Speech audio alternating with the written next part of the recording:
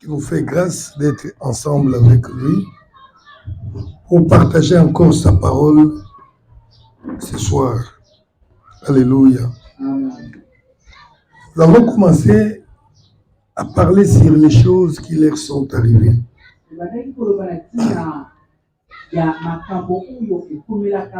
Les choses qui sont arrivées à nos pères. Alléluia. Parce que nous savons qu'ils ne sont pas différents d'eux. Et ces choses peuvent aussi nous arriver si nous ne faisons pas attention. Alléluia. Premièrement, nous avons parlé de l'idolâtrie.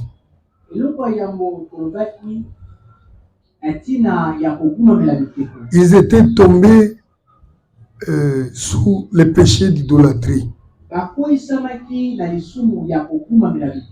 Après, c'est l'impudicité. Et aujourd'hui, nous parlons de tenter le Seigneur. Amen. Alors, je relis encore notre verset, notre texte de l'enseignement.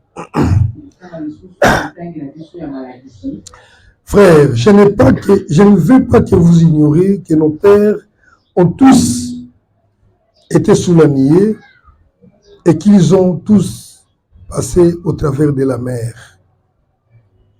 Qu'ils ont tous été baptisés à Moïse dans la nuée et dans la mer. Qu'ils ont tous mangé les mêmes aliments spirituels et qu'ils ont tous bu le même breuvage spirituel. Car ils buvaient à un rocher spirituel qui les suivait, et ce rocher était Christ. Mais la plupart d'entre eux ne furent point agréables à Dieu, puisqu'ils périrent dans le désert. Or, ces choses sont arrivées pour nous servir d'exemple, afin que nous n'ayons pas de mauvais désirs comme ils en ont eu. Ne devenez point idolâtres, comme quelques-uns d'eux, selon qu'il est écrit. Les peuples s'assit pour manger et pour boire. Puis ils se levèrent pour se divertir. Ne nous livrons point à l'impudicité, comme quelques-uns d'eux se livrèrent, de sorte qu'il en tomba 23 000 en un seul jour. Verset 9. Ne tentons point le Seigneur, comme les tentèrent quelques-uns d'eux qui périrent par les serpents. Alléluia. Amen. Quelques-uns d'eux tentèrent le Seigneur. Et ils avaient pour punition, pour châtiment, l'extermination par les serpents.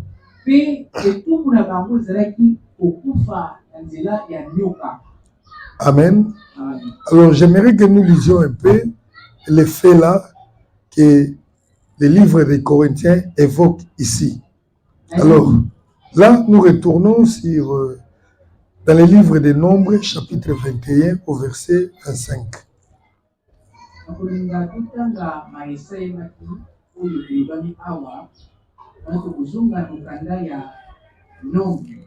Chapitre 21, verset 5. Alléluia. Amen. Voilà, je lis. Je vais commencer à partir du verset 4. Ils partirent de la montagne de Hor par le chemin de la mer Rouge pour contourner le pays d'Édom. Le peuple se patienta en route. Amen. Retenez bien cette phrase. Le peuple s'impatienta en route. Et parlant contre Dieu et contre Moïse.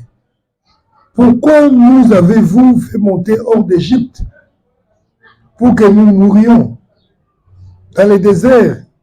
Car il n'y a point de pain, il n'y a point d'eau, et notre âme est dégoûtée de cette misérable nourriture. Alléluia. Verset 6. Alors l'Éternel envoya contre le peuple des serpents brillants. Ils mordirent le peuple et il mourit beaucoup de gens en Israël. Alléluia. Voyez-vous là, en Corinthiens, on nous raconte qu'ils tentèrent le Seigneur et ils périrent par les serpents.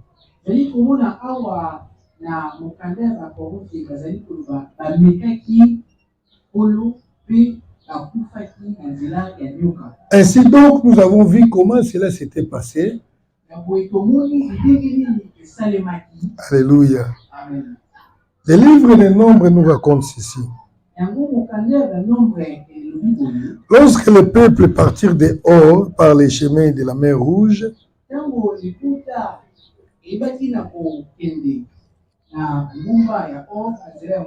pendant qu'ils étaient en train de contourner les pays d'Édom,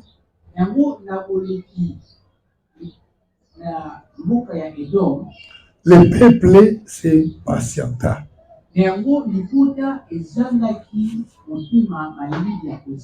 Alléluia.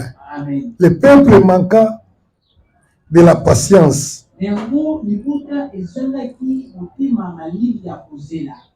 Et il commença à tourmenter Dieu.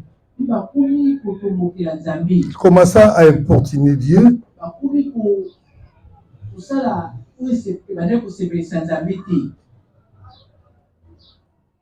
Il réclamait la nourriture. Il réclamait l'eau. Alléluia. Mais lorsque nous regardons bien cette histoire, bien-aimés, nous allons voir qu'il n'avait jamais manqué la nourriture. Ils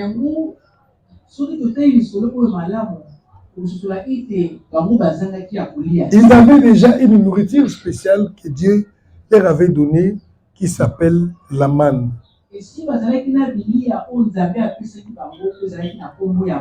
Et la Bible essaie de nous donner un peu la description de cette manne-là.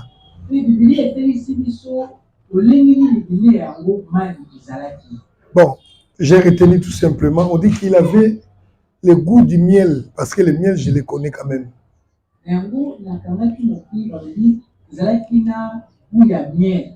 Alléluia.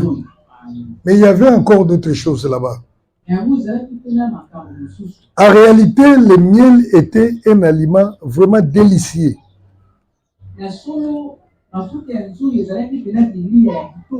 Ce n'était pas du tout mauvais. Mais il y a eu un élément qui a fait que les enfants d'Israël puissent rejeter la manne malgré le goût, la saveur de la manne.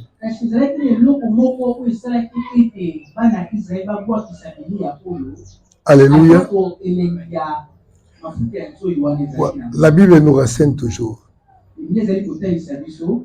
Psaume 106, versets 13 et 14. Alléluia. Amen. Mais ils oublièrent bientôt les œuvres.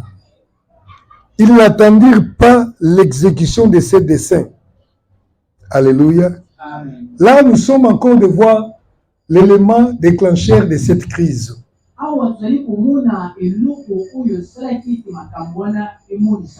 De l'autre côté, on nous a dit que le peuple avait manqué la patience. Ici, on nous donne aussi presque le même exemple. Ils n'attendirent pas l'exécution de ces desseins. Donc, c'est toujours la même chose. L'impatience. Alléluia. Amen. Ils furent saisis de convoitise dans le désert.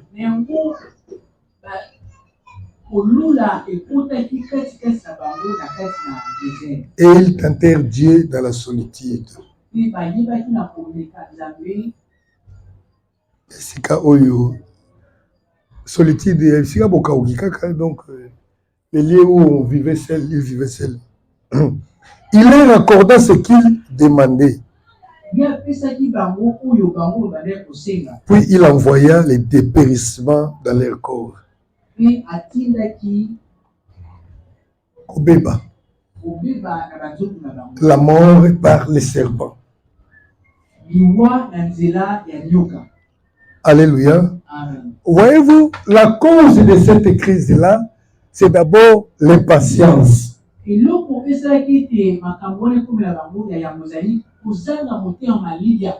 La Bible dit qu'ils n'attendirent pas l'accomplissement, l'exécution de ces promesses du dessein de Dieu.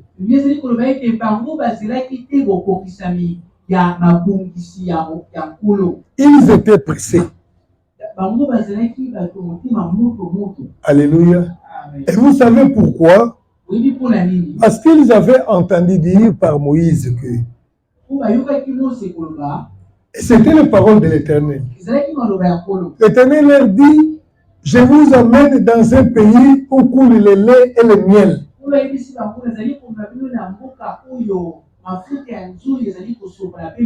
Un pays de paix.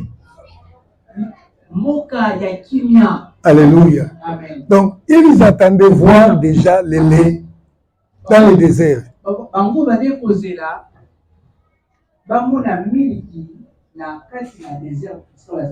Alléluia.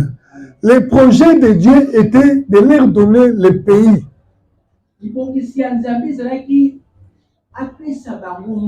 Ce n'était pas qu'ils demeurent dans le désert.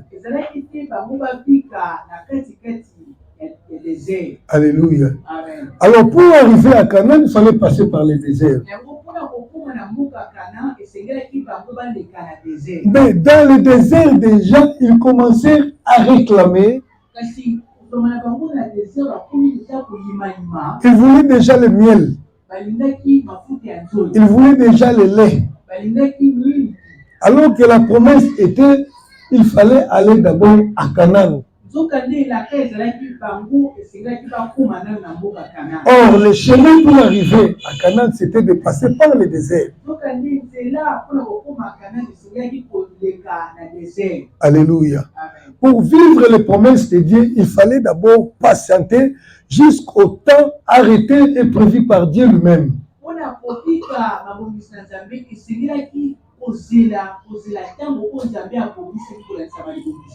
Alléluia. Amen. Il y a un élément là, c'est d'abord l'impatience. Et le deuxième élément, c'est la convoitise. Parce que la Bible dit ceci, ils furent saisis de convoitise dans le désert.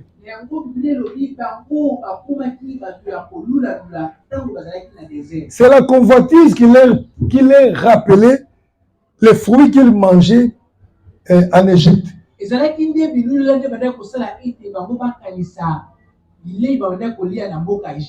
Alléluia. Même si les aliments n'étaient pas bons, mais ils commençaient à regretter quand même la nourriture de l'Égypte.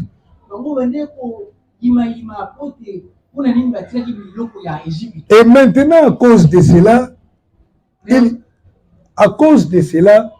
il avait tenu des paroles, que dirais-je, des paroles difficiles au Seigneur.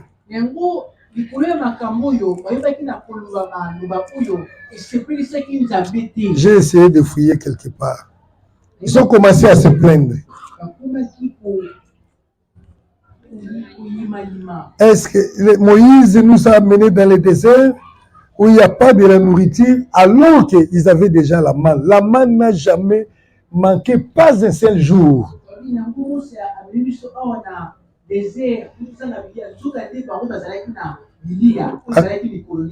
Alléluia.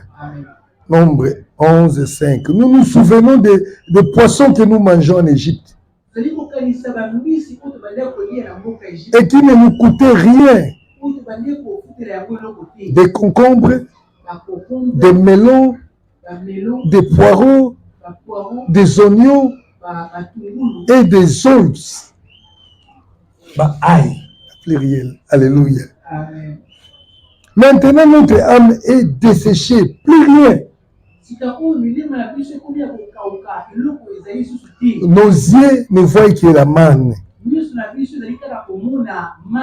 Alléluia. Amen. Nos yeux ne voient que la manne. Voilà lorsque la convoitise agit dans l'homme. La personne n'accepte plus ce qu'il a en main. La personne ne s'accepte plus ce qu'il est. C'est ça la convoitise.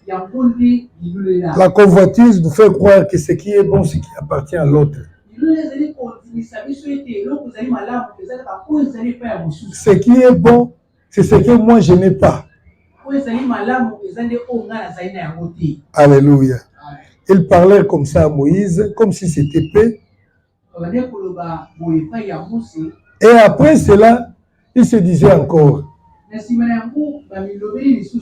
nous donnera de la viande? Est-ce que Dieu est-il capable de nous donner de la viande? Alléluia. Voici la meilleure façon de tenter Dieu. C'est-à-dire de pousser Dieu à la colère. Déclarer Dieu incapable. Penser que Dieu ne peut pas me donner ce que je désire. Et c'était à cause de la convoitise. Alléluia. Ils ont commencé à pleurer.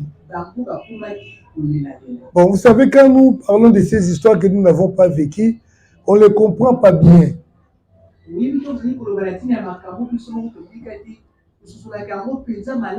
Si le Saint-Esprit nous aide à comprendre, vous allez voir que ce n'était pas de la blague.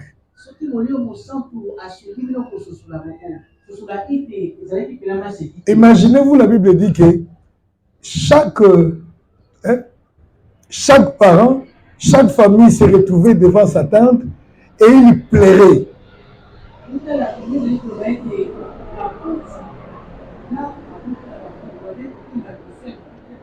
Donc, vous venez comme ça dans un camp, vous trouvez toutes les maisons, toutes les familles en train de pleurer et vous demandez qu'est-ce qui se passe. Oh, nous voilà, depuis que nous sommes sortis de l'Égypte, on ne mange pas de la viande. Est-ce que ce Dieu-là est capable de nous donner? La Bible dit, ils ont pleuré tous devant leur tente. Et quand Moïse a vu ces choses-là, il était dépassé. Moïse même a voulu avoir des problèmes avec Dieu. Il est parti dire au Seigneur, Seigneur, est-ce que moi qui ai engendré tous ces peuples-là, pour que je porte cette responsabilité, moi, où pourrais-je trouver de la nourriture, de la viande? Alléluia. C'est ça, tenter Dieu. C'est à un certain moment voir comme si Dieu est capable de donner la réponse à nos problèmes.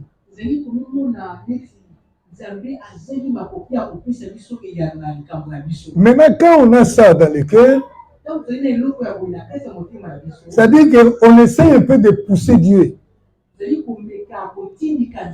lieu d'attendre le temps de Dieu, nous essayons un peu de contraindre Dieu à cause de nos caprices.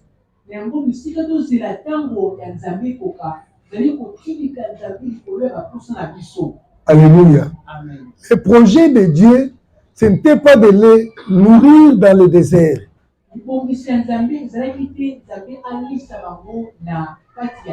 Mais le projet de Dieu était de les amener dans la terre promise à Canaan.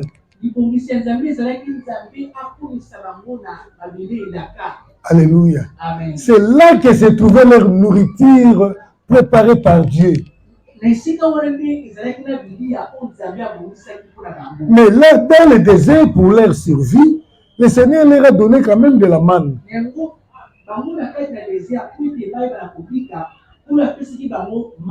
Mais pris par la convoitise,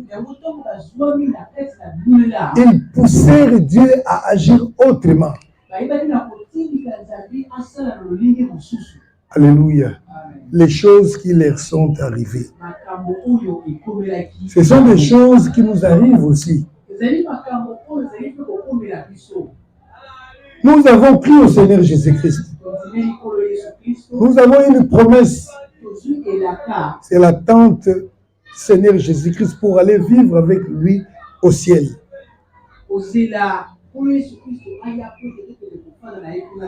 Ici sur la terre, c'est le désert pour nous. Alléluia. Toutes les bénédictions que le Seigneur nous a données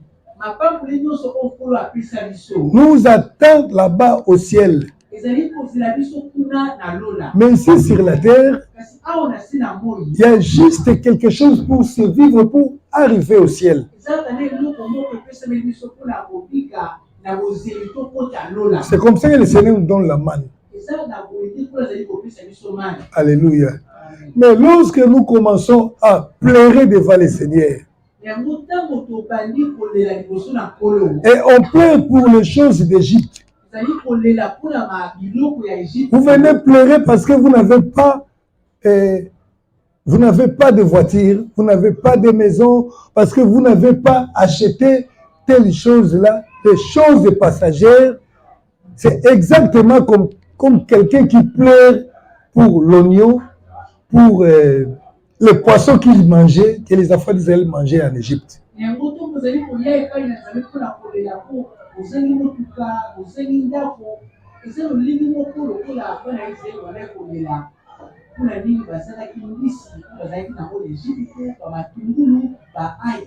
devons faire très attention dans nos prières. Il ne faut pas que les choses du monde nous fassent pleurer devant Dieu. Alléluia. Parce que le Seigneur est là toujours pour pouvoir à nos petits besoins, les essentiels pour la vie maintenant.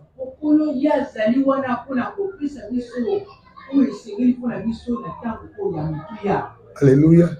Et comment cette tentation entre dans nous, comment nous essayons de tenter Dieu, c'est quand on se fait des soucis.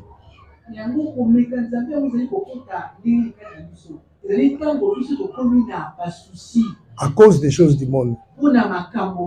Là, tu vas commencer à te plaindre. Depuis que j'écris, le Seigneur nous avait promis, mais moi je ne vois rien. Mais la réalité, c'est que tu ne comprends pas encore la promesse de Dieu n'est pas terrestre.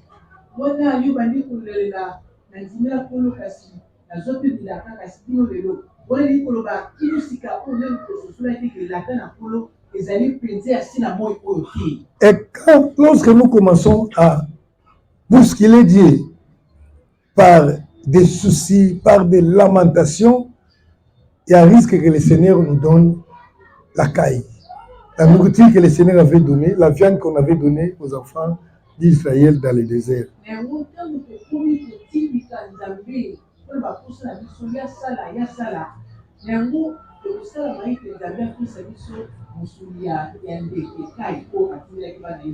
Oh, si on vous donne la caille,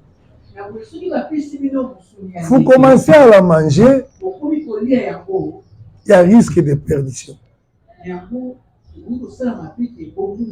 Alléluia. Amen. Et nous sommes témoins, moi et vous, ici sur la terre. Il y a beaucoup de gens qui vivaient une vie de sainteté lorsqu'ils étaient, bon, je ne dis pas de la pauvreté, lorsqu'ils avaient peut-être une vie modeste. Mais quand le Seigneur les a bénis de biens matériels, et puis ils ont fait naufrage par rapport à la foi.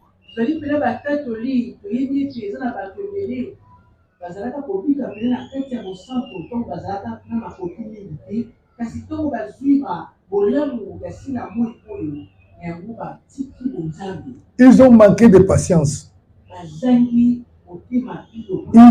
Ils n'ont pas attendu l'exécution des projets de Dieu. Alléluia. C'est dans le ciel que nous aurons la vraie paix. Là, il n'y aura plus de maladies. Même si sur la terre, je suis atteint d'une maladie incurable, je ne resterai pas, je ne deviendrai pas un homme soucié. Alléluia. La Bible nous recommande toujours, réjouissez-vous. Parce que je sais que la réalité, j'attends une promesse. Où je vais vivre dans un corps qui ne tombera plus malade. Alléluia. Amen. Ici, c'est le désert. Le Seigneur nous donne quelque chose pour notre survie. Alléluia. Amen. Voyez-vous, il s'était plaint à cause de la manne. Parce qu'il n'y avait qu'une sorte de nourriture, la manne.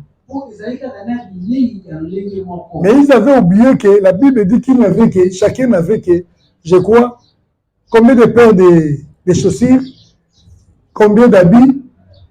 Il n'avait qu'un seul habit, avec aussi un seul paire de chaussures. Mais la Bible dit que leurs talons ne s'étaient pas usés. Alléluia. Amen. Même leurs habits là ne s'étaient pas usés. Pendant tous les 40 ans. Mais ils n'avaient pas réclamé de costumes. S'ils avaient réclamé des costumes, peut-être ça serait aussi un autre problème. Parce que Dieu nous donne dans le désert juste pour notre survie. Sur la terre, ici, nous n'avons pas une patrie propre à nous. Nous sommes des étrangers. Nous ne pouvons pas exiger les choses du monde à notre Dieu et surtout en se moquant de lui. Dieu est-il capable de nous donner quelque chose? On est amis tuna oyo bazalaki koyebisa Nzambe. Est-ce que Nzambe penga aza capable apesa biso pe musuni tolia? Alléluia. À cause il y a souci, à cause des soucis, nous akomaka na niveau ya kotumbola Nzambe. Alléluia. Depuis que moi je suis devenu chrétien, on ne voit rien. Toi tu penses que tu es juste en train de parler, mais la réalité, tu es en train de pousser Dieu. Tu veux que Dieu fasse quelque chose qui n'était pas dans son plan. Ça c'est un problème. Alléluia. Imaginez-vous, c'est comme ici, une femme qui dirait à son mari, même pas directement, le mari est à côté là, mais la femme se plaint. Ah, moi, dans ce mariage, il y a des ceux-là qui portent des pannes super. Est-ce que nous autres aussi, nous sommes venus accompagner notre femme sur la terre, nous aussi un jour. Et le mari est à côté là-bas. Alléluia. Donc, voilà comment parfois, on tente Nzambe. Ils sont tous ressemblent à un caraboué. Tu contamines même tes enfants. Pour que les enfants n'aient plus la joie pour chercher Dieu. Tu leur parles de Dieu comme s'il était incapable, mais à cause des choses du monde. Or, le Seigneur a prévu pour nous quelque chose pour la survie. Peut-être pour la survie de mon frère, le Seigneur sait qu'il lui faudrait telle quantité de la manne. Mais moi, à cause de la convoitise, je veux la quantité de l'autre. Alléluia. Parce que même la manne là, si vous êtes toi dans la maison, tu ne pouvez pas prendre 4 parts. Alléluia. Et puis je sais que dans la maison, j'ai un petit enfant qui ne prend que 50 grammes seulement. Je ne pouvais pas prendre 500 grammes. Parce que le lendemain, ça périssait. Alléluia. C'est comme ça que nous sommes avec Dieu, nous devons marcher avec Dieu. Toutes les promesses de Dieu sont là. Mais nous devons comprendre que notre promesse, ce n'est pas pour la terre, c'est pour la terre promise. Alléluia. Et c'est donc nous allons terminer en lisant, parce que c'est le moment des prières. Il ne faut pas que nous puissions faire comme on a fait l'autre fois. Le moment des prières, Jacques chapitre 5, le moment des prières s'était changé juste en enseignement. Et du moins pour ceux qui viennent ici, la nuit, nous prenons quand même le temps de prier. Jacques chapitre 5, verset... Jacques 5, verset 12, je crois. Je dois arriver là. Jacques, c'est après Hébreu. Voilà. Jacques chapitre 5, verset 7. Soyez donc patients, frères, jusqu'à l'avènement du Seigneur. Alléluia. Voici le laboureur attend le précieux fruit de la terre, prenant patience à son égard, jusqu'à ce qu'il ait reçu les pluies de la première et de l'arrière-saison. Vous aussi, soyez patients, affermissez vos cœurs, car l'avènement du Seigneur est proche. Alléluia. Ce que nous attendons, c'est l'avènement du Seigneur. Alléluia. Nous n'attendons pas le voyage. Nous n'attendons pas le travail. Nous n'attendons pas faire des enfants. Nous n'attendons pas acheter des bateaux, des avions, des véhicules. Nous attendons l'avènement du Seigneur Jésus-Christ. Alléluia. Mais pendant que nous sommes sur la terre, nous avons aussi besoin peut-être d'avoir le travail. Alléluia. Et si je dois prier pour le travail, je ne veux pas entrer dans les soucis à cause du manque de travail. Alléluia. Les difficultés de la vie présentes, le manque de travail, le chômage, le mariage, ceux qui coquillent la nini, ne peuvent pas m'amener à tenter Dieu. Parce que notre espérance est grande. Alléluia. C'est à Canaan qu'il pouvait aller réclamer. Mais ce peuple vint devant Moïse. Moïse, tu penses que nous sommes devenus aveugles? Tu nous avais promis le lait. Tu nous avais promis le lait. Tu as dit, tu nous amènes dans un pays où on le lait et le miel. Est-ce que nous sommes déjà arrivés dans ce pays-là pour réclamer le lait et le miel? Néanmoins, il mangeait quand même. Alléluia. Parce que quand on dit qu'il pourvoira toujours à nos besoins. Mais si ça devient un souci, jusqu'à nous empêcher à servir Dieu, c'est-à-dire que tu ne veux plus marcher pour aller à Canaan, parce que tu as manqué une belle chaussure, parce que tu as manqué un bel habit, tu as manqué quelque chose de super. Alléluia. C'était à cause de la convoitise. La convoitise, c'est cette envie qui nous pousse à posséder des choses qui ne nous appartiennent pas, et surtout par tous les moyens possibles. Or, la Bible dit, 1 Jean 2,16, que ce qui règne dans ce monde, c'est la convoitise. Alléluia. Voilà pourquoi la Bible dit, les choses qui leur sont arrivées ont été écrites pour nous servir d'exemple à nous qui vivons au temps de la fin, à nous qui vivons dans la temps du Seigneur Jésus-Christ, parce que ça risque de se répéter. Le nom convoitise, et ça n'a qu'à une comparaison. Comment y est, Tobandagi na y. Alléluia. Vous avez le droit de réclamer la nourriture, oui. Alléluia. Oui, c'est pas ça, mais vous n'avez pas le droit de se soucier. Regarde ce peuple. Elle me dit, je ne sais pas ce que je les lots pour les lots pour ça, ceux qui font manifestation de plaire.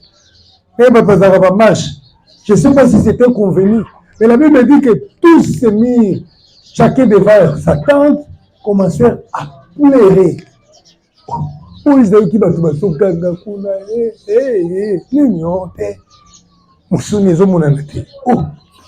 Alléluia. Vous savez, lorsque on est pris par la convoitise, on ne va plus dormir parce qu'on n'a pas réussi les Kamouboui dans la vie.